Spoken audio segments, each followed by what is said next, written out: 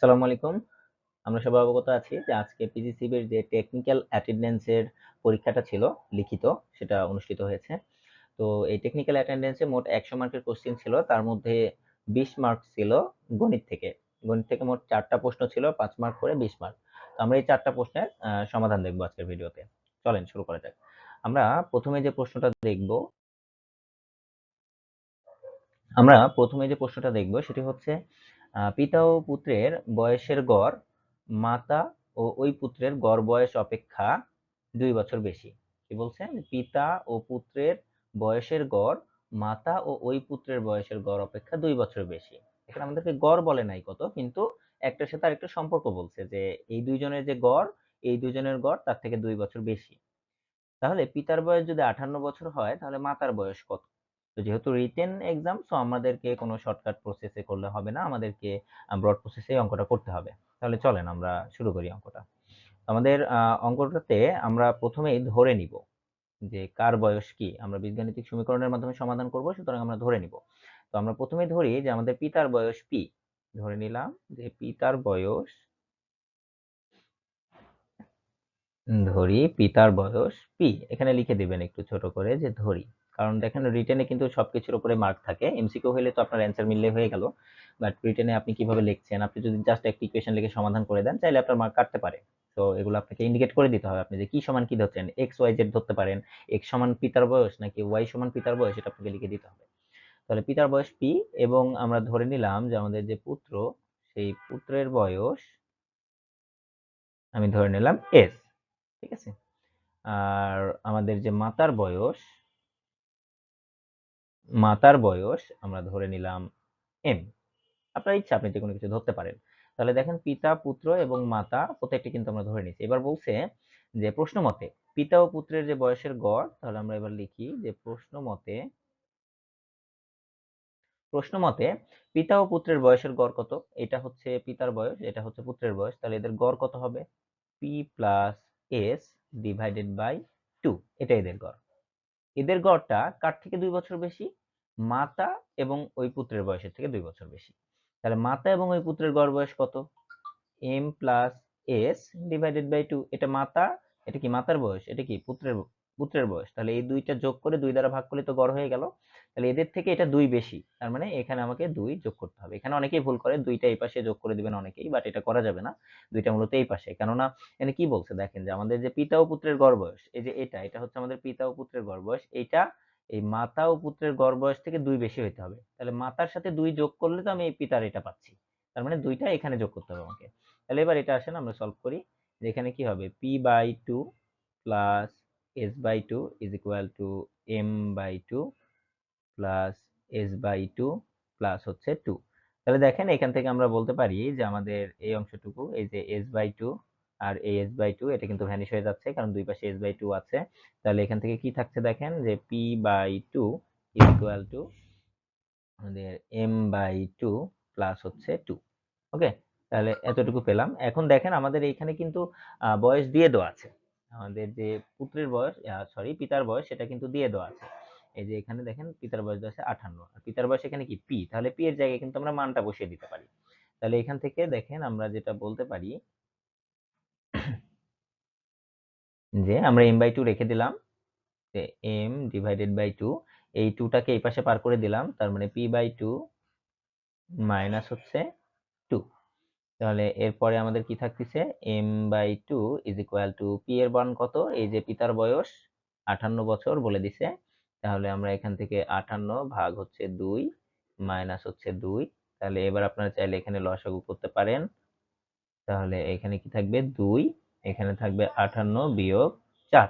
তাহলে এই যে 2 2 কেটে গেল, তাহলে আমাদের থাকলো কি দেখেন, m ইজ ইকুয়াল টু 58 বিয়োগ 4 করলে কত হয়? 54। তাহলে আমাদের চাইছে কি দেখেন, মাতার বয়সে কিন্তু চাইছে, তার মানে আমাদের মাতার বয়স কত? 54 বছর। ঠিক আছে, আশা করি আপনারা সবাই অঙ্কটা বুঝতে পেরেছেন। তো চলেন তাহলে আমরা পরের অঙ্কে যাই। ওকে, তো আমাদের পরের অঙ্কে কি বলছে দেখেন, আমাদের পরের অঙ্কটাতে বলছে যে একটি ঘরের দৈর্ঘ্য প্রস্থের 3 গুণ। কার 3 গুণ? প্রস্থের। এখানে কি বলছে যে একটি ঘরের দৈর্ঘ্য প্রস্থের 3 গুণ, তার মানে প্রস্থ যা হবে দৈর্ঘ্য তার থেকে 3 গুণ হবে।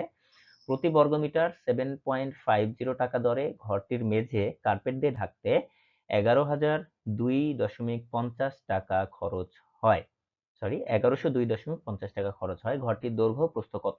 তাহলে চলেন আমরা অঙ্কটা শুরু করি। এটা মূলত পরিমাপ অধ্যায় থেকে আছে। তাহলে এটা আমরা কিভাবে সমাধান করতে পারি দেখেন। আমাদের সলিউশন, আমাদের কি বলছে, প্রথমে দৈর্ঘ্য এবং প্রস্থ ধরে নিতে হবে। যে ধরি প্রস্থ, আমাদের প্রস্থ হচ্ছে x, তাহলে দৈর্ঘ্য কি হবে বলেন তো? প্রস্থ যদি x হয় তাহলে আমাদের দৈর্ঘ্য হবে 3x, কারণ 3 গুণ বলছে, তাহলে 3x। এবার বলছে আমাদের প্রতি বর্গ মিটারে, এটা কি দেখেন তো, প্রতি বর্গ মিটারে 7.5 টাকা খরচ হয়। তাহলে তো আমাকে আগে কত বর্গ মিটারের ঘর সেটা তো বের করতে হবে। তাহলে আমরা এখান থেকে বলতে পারি যে এই ক্ষেত্রফল কত, যে ঘরটির ক্ষেত্রফল, ঘরটির ক্ষেত্রফল দৈর্ঘ্য গুণন প্রস্থ, তার মানে 3x²। এন্ড দেখেন এই যে ক্ষেত্রফলটা পেলাম, এই ক্ষেত্রফলকে কার্পেট দিয়ে ঢাকতে মোট খরচ হয়েছে 1102.50 টাকা, এবং প্রতি বর্গ মিটারে কত খরচ হয়েছে? 7.50 টাকা। তাহলে আমার মোট বর্গ মিটার হচ্ছে 3x²। তাহলে 3x² কে যদি 7.50 দ্বারা গুণ করি তাহলে তো আমরা মোট খরচ পাবো, যেটা দেওয়া আছে। তাহলে আমরা কি বলতে পারি যে প্রশ্ন মতে, আমাদের প্রশ্ন মতে আমরা এখান থেকে বলতে পারি যে তাহলে এইখানকার যে মোট ক্ষেত্রফল 3x² গুণন এই 7.50, 7.50, তাহলে এটা আমরা কি পাবো? প্রতি ক্ষেত্রফলে 7.50 ইন্টু হচ্ছে মোট ক্ষেত্রফল। তাহলে আমরা এটা কি পেলাম? মোট খরচ পেলাম। এটা সমান কত দেওয়া আছে? 1102.50 টাকা। তাহলে এবার আমরা এখান থেকে x এর ভ্যালুটা বের করে নিব। তাহলে আমরা দৈর্ঘ্য এবং প্রস্থ দুইটা কিন্তু পেয়ে যাব। তাহলে দেখেন এখান থেকে আমরা কি করতে পারি যে 3x² বা 3x² ইজ ইকুয়াল টু, আমরা যদি এই পাশে এটা রাখি যে 1102.50 ডিভাইডেড বাই 7.50, বা এখান থেকে একবারেও আমি করতে পারতাম, 3 দিয়ে দিতে পারতাম যে x² সমান সমান আমাদের 1102.50 ডিভাইডেড বাই 7.50 গুণন হচ্ছে 3। তাহলে যেহেতু দশমিক আছে, আমরা যদি এটাকে কাটাকাটি করতে চাই, যেহেতু আমাদের হাতে ক্যালকুলেটর নেই, তো এটা যদি আমরা কাটাকাটি করতে চাই তাহলে এখন এখানে কি করব, বা x², তাহলে উপরে দশমিকের পরে কয় ঘর আছে? 2 ঘর, নিচেও আছে 2 ঘর, তাহলে উপরেও 100 গুণ করলে এটা ঠিক হয়ে যাবে, নিচেও 100 গুণ করলে এটা ঠিক হয়ে যাবে। তার মানে আমরা উভয় পক্ষকে লব এবং হরকে 100 দ্বারা গুণ করে দিব। আমরা কিন্তু চাইলে যে কোনো একটাকে গুণ করতে পারি না, আমরা গুণ করলে দুইটাকেই গুণ করতে হয়, এভাবে চিন্তা করেই কিন্তু করতে হবে। এখানে দুইটাই সমান, তাই আমাদের কোনো কিছু গুণ করে দেখাতে হবে না, জাস্ট আমরা লিখে দিলাম যে 1102, মনে করেন এখানে 100 দ্বারা গুণ করছি, তাহলে এটা হয়ে গেল। নিচে আমাদের আছে কত? 750 গুণন হচ্ছে 3। এবার দেখেন আমাদেরকে কাটাকাটি করতে হবে। কাটাকাটি করার সময় কিছু টেকনিক কিন্তু অবলম্বন করতে হয় যে আমার এটা দ্বারা এটাকে কাটতে পারবো কিনা। দেখেন 3 দ্বারা আমাদের যে নাম্বারটা আছে এইটাকে আসলে কাটা যাবে কিনা, এই 3 দ্বারা কি কাটা যাবে কিনা কিভাবে বুঝবো দেখেন। এখানে আছে এই যে যতগুলো ডিজিট আছে সবগুলো যোগ করবেন। 1 1 2 আর 2 এ 4 আর 5 এ 9। এই 9 কে যেহেতু 3 দ্বারা ভাগ করা যায়, তার মানে ওই সংখ্যাটাকেও 3 দ্বারা ভাগ করা যাবে। তাহলে আমরা এখন ওইটা ভাগ করা শুরু করি।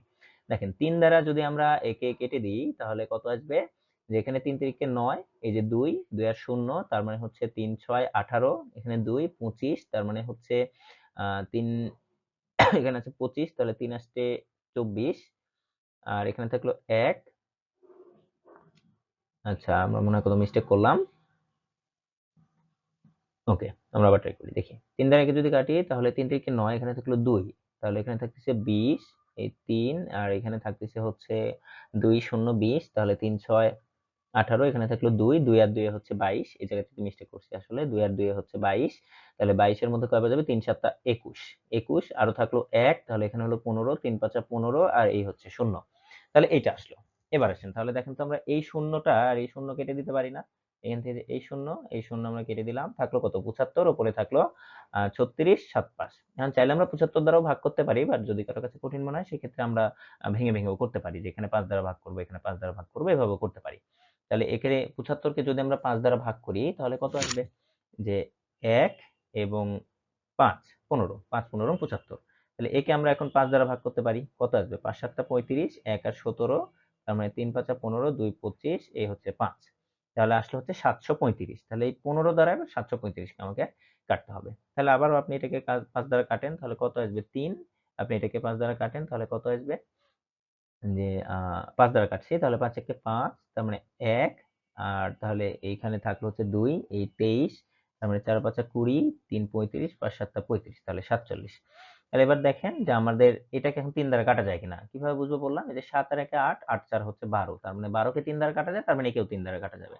তাহলে একে যদি আমরা 3 দ্বারা কেটে ফেলি, তাহলে দেখেন কত আসবে, 3 4 12, এই 2 আর 27, 3 নং 27, ঠিক আছে, তার মানে 49। তাহলে আমরা দেখলাম এখান থেকে আমরা কি পেলাম, যে এক্স স্কোয়ার সমান সমান 49। দেখেন, যখন আপনারা কাটাকাটিতে এক্সপার্ট হবেন তখন কিন্তু এত ভেঙে ভেঙে কাটাকাটি করার দরকার হবে না, আপনারা আরো ইজিলি করতে পারেন। যেমন এখানে সরাসরি 75 দ্বারা একে ভাগ করে আপনি কিন্তু করে ফেলতে পারেন, এটা কিন্তু আরো ইজিলি একবারে 49 চলে আসবে আর কি। তাহলে এক্স স্কোয়ার সমান যদি 49 হয়, তাহলে অতএব আমরা এক্স সমান বলতে পারি 7, তাই তো। তাহলে দেখেন আমাদের ঘরটির দৈর্ঘ্য কত, 7। যদিও বা এখানে আপনি যদি বর্গমূল করেন উভয় পাশে, তাহলে এখানে প্লাস মাইনাস 7 আসবে, কিন্তু আমাদের দৈর্ঘ্য আর প্রস্থ তো কখনো নেগেটিভ হইতে পারে না, তার মানে আমরা পজিটিভ অ্যান্সারটাই নিব। তাহলে আমাদের এক্সটা কার ভ্যালু ছিল, দেখেন তো, প্রস্থ। এক্সটা ছিল আমাদের প্রস্থ। তাহলে এখান থেকে আমরা বলতে পারি যে অতএব আমাদের প্রস্থ কত, অতএব আমাদের প্রস্থ হচ্ছে 7 একক। যেহেতু এখানে মিটার বা কোনো কিছু বলা নাই, আচ্ছা মিটার বলা আছে, বর্গ মিটার, সো আমরা এটাকে বলতে পারি মিটার। ওকে, এত মিটার। ওকে, তাহলে এখন আমরা দেখলাম যে প্রস্থ পাইলাম, তাহলে দৈর্ঘ্য কত হবে, এটাও তো অলরেডি আপনারা বুঝেই গেছেন, যে দৈর্ঘ্য সমান সমান এখন তাহলে কত হবে, 3x, তার মানে 3 ইন্টু 7, যদিও বা এটা বাংলায় লেখা উচিত, 3 ইন্টু 7, 3 7 21 মিটার, ঠিক আছে, এটাই আমাদের অ্যান্সার।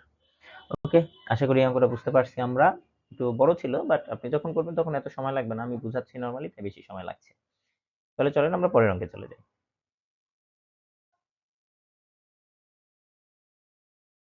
ওকে, সো আমাদের পরের অঙ্কে যেটা বলছে এটা খুবই ইজি অঙ্ক, যদি এমসিকিউ হয়তো আমরা জাস্ট ঝটপট একদম ইজিলি কিন্তু করে ফেলতে পারতাম ট্রায়াল এন্ড এরর মেথডে। যেহেতু আমাদেরকে রিটেনে দিয়েছে, তার মানে আমাদেরকে সূত্রের মাধ্যমে করতে হবে। তো ট্রায়াল এন্ড এরর মেথডটা আমি একটু দেখিয়ে নিই এই পাশে। আমি কি বললাম, যে ট্রায়াল এন্ড এরর মেথড, তার মানে আপনাকে ট্রাই করতে হবে এবং এরর আসবে, আপনাকে আবার ট্রাই করতে হবে। এটা হচ্ছে trial and error method MCQ এর জন্য। সেটা শুরু করতে হয় এই গুণ আকারে থাকলে, এটা থেকে শুরু করা সবচেয়ে সহজ। দেখেন এ বি সমান 60, তার মানে এ এর একটা নাম্বার থাকবে, বি এর একটা সংখ্যা থাকবে, তাহলে দুইটা গুণ করলে 60 হইতে হবে। তার মানে প্রথমে আমার মাথায় চিন্তা আসতে পারে যে 6 10 এ 60, কিন্তু 6 আর 10 এখানে তো আবার যোগ অবস্থা আছে, 6 আর 10 যোগ করলে তো 17 হয় না, তার মানে এটা হবে না। এই যে আপনি ট্রাই করলেন কিন্তু ভুল হলো, এবার আপনাকে আবার ট্রাই করতে হবে। তাহলে এবার আসি আর কোন কোন সংখ্যা গুণ করলে 60 হয়, 5 12 60, আপনি ধরলেন যে এইটা হচ্ছে আমার 12 আর এটা হচ্ছে 5, তাহলে 5 12 60 হয়।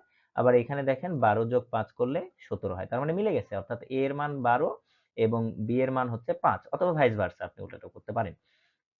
তাহলে এইখান থেকে আমরা বলতে পারি যে a মাইনাস বি সমান সমান কত, তাহলে 12 বিয়োগ 5 সমান সমান কত হচ্ছে 7, এটাই आंसर। এটাকে বলা হয় হচ্ছে trial and error method, but এটা শুধুমাত্র এমসিকিউ এর জন্য আপনি করতে পারেন, কিন্তু যেহেতু রিটেন, সো আপনাকে ব্রড প্রসেসে করতে হবে। তাহলে ব্রড প্রসেসটা কি, আমাকে a মাইনাস b এর মান বের করতে বলছে। এটা আপনি যে কোনো কিছু থেকে করতে পারেন, যে a প্লাস b হোল স্কয়ারের সূত্র থেকে করতে পারেন, a b এর সূত্র থেকে করতে পারেন, অথবা a মাইনাস b হোল স্কয়ারের সূত্র থেকে করতে পারেন। তো যেহেতু a মাইনাস b এর মান বের করতে বলছে, আমরা a মাইনাস b এর সূত্র থেকেই করছি। আমরা সবাই জানি a minus b whole square সমান সমান হচ্ছে a plus b whole square minus 4ab। তাহলে এখানে জাস্ট মানগুলো বসিয়ে দেন, a প্লাস b এর মান কত, 17, তাহলে 17 উপর square minus 4 into ab, ab মানে কত, 60। ওকে, তাহলে এটা এবার ক্যালকুলেশন করেন, আপনি 17 উপর স্কয়ার করলে, ক্যালকুলেটর ছাড়া তো শর্টকাটে কিভাবে বর্গ করা যায় আপনারা হয়তো জানেন অলরেডি, তো সেটা করে ফেলছি। 7 7 49 এর এই হচ্ছে 9, তাহলে হাতে থাকলো হচ্ছে 4, তাহলে 7 একে 7, 7 দুগুণ 14, আর 4 এ হচ্ছে 18, আর 18 হচ্ছে 8, হাতে থাকলো 1, আর একের উপর স্কয়ার করলে 1, আর এই একে হচ্ছে 2, তার মানে আমাদের আসলে হচ্ছে 289 মাইনাস 424, তার মানে হচ্ছে 240। তাহলে এইখান থেকে 289 থেকে 40 বাদ দিলে কত হবে, 49। তাহলে এটা কার মান পেলাম, দেখেন তো a মাইনাস b হোল স্কয়ারের মান পাইছি, কিন্তু এটা a মাইনাস b হোল স্কয়ারের মান পাইছি, আমাদের লাগবে কি, a মাইনাস b এর ভ্যালু লাগবে। তো এখান থেকে আমরা বলতে পারি যে অতএব a মাইনাস b সমান সমান রুট ওভার প্লাস মাইনাস 49 সমান সমান হচ্ছে প্লাস মাইনাস 7, এটাই আমাদের আনসার। ওকে, আশা করি আমরা সবাই এটি বুঝতে পেরেছি। তাহলে চলেন আমরা পরের অঙ্কটা দেখি। ওকে, সো আমাদের এবারের অঙ্কে যেটা বলছে যে একটি নিয়োগ পরীক্ষায় একজন শিক্ষার্থী প্রতিটি সঠিক উত্তরের জন্য 1.25 নম্বর পায় এবং প্রতিটি ভুল উত্তরের জন্য 0.25 নম্বর কাটা যায়। সে 80টি প্রশ্নের উত্তর দিয়েছে, মোট উত্তর দিয়েছে কতগুলো? 80টি, এবং পাইছে 70 নম্বর। তার মানে বুঝতেই পারছি সবগুলো হয় নাই, কিছু হয়েছে, কিছু হয় নাই। এন্ড সে কতটি সঠিক উত্তর দিয়েছিল সেটা বের করতে বলছে। আপনি নরমালি চিন্তা করলে কিন্তু এটা পারবেন না, আপনাকে সমীকরণের মাধ্যমে করতে হবে। তো চলেন আমরা সমীকরণের মাধ্যমে অঙ্কটি সমাধান করে ফেলি। তো আমরা কি করব, যে এটার সলিউশন, তো প্রথমে বুঝতে হবে যে আমাকে 80টা প্রশ্নের উত্তর দিছে, এর মধ্যে কিছু সঠিক হয়েছে, কিছু ভুল হয়েছে। আমরা ধরে নিলাম, আমাদেরকে বের করতে বলছে কি সঠিক উত্তর কয়টি দিছিল। আমরা ধরি যে সঠিক উত্তর দিয়েছে এক্সটি, ধরি সঠিক উত্তর দিয়েছে, সঠিক উত্তর দিয়েছে এক্সটি, ঠিক আছে। তাহলে ভুল উত্তর কয়টা দিছে বলেন, যে তাহলে ভুল উত্তর দিয়েছে, মোট উত্তর দিয়েছে 80টি, তার মধ্যে সঠিক ধরে নিছি এক্স। তাহলে 80 থেকে এক্স বাদ দিলে যেটা থাকবে সেটা হচ্ছে আমাদের ভুল উত্তর।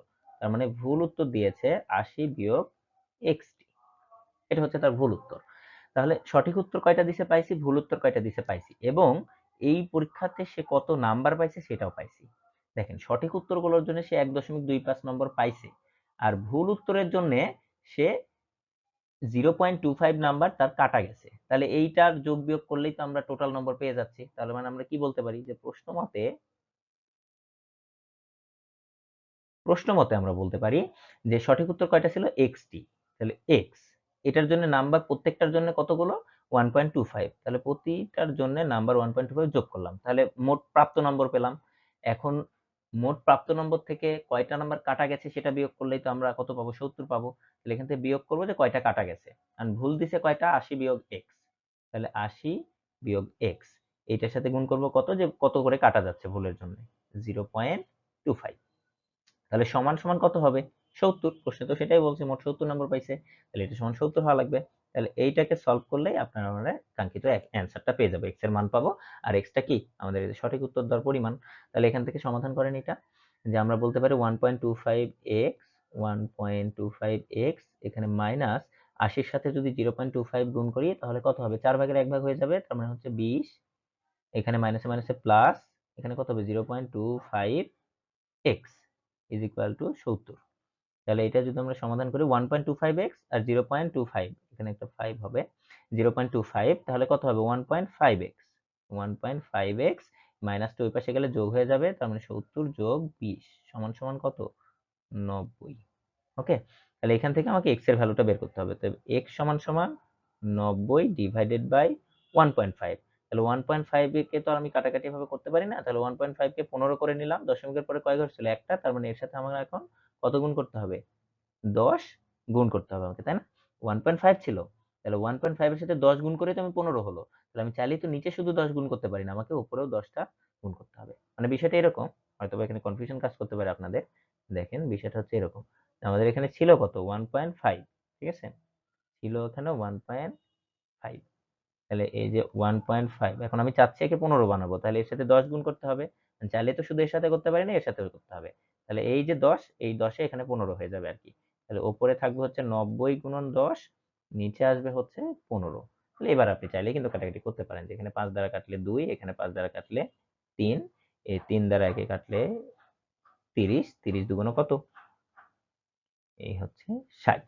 তার মানে সে মোট সঠিক উত্তর দিয়েছে কয়টা, 60টি পরীক্ষাতে মোট সঠিক উত্তর দিয়েছে, এটাই অ্যান্সার। আপনি এবার মিলিয়ে দেখেন, 60 এর সাথে 1.25 গুণ করেন, তাহলে 75 মার্ক হবে। আর 75 থেকে আবার এই যে ভুল করছে কয়টা দেখেন, 80 মাইনাস এক্স, মানে 20টা ভুল করছে, 20টার জন্য আবার হচ্ছে আপনাদের 5 মার্ক কাটা যাবে। তাহলে এই 75 থেকে আবার হচ্ছে 5 মার্ক কাটা গিয়ে আমাদের অ্যান্সার হলো হচ্ছে এই যে 70 নম্বর পাইছে। তার মানে সে কয়টা সঠিক উত্তর দিয়েছে, এই 60টি সঠিক উত্তর সে দিয়েছে। আশা করি সবাই এই অঙ্কটিও বুঝতে পেরেছেন। ধন্যবাদ সবাইকে।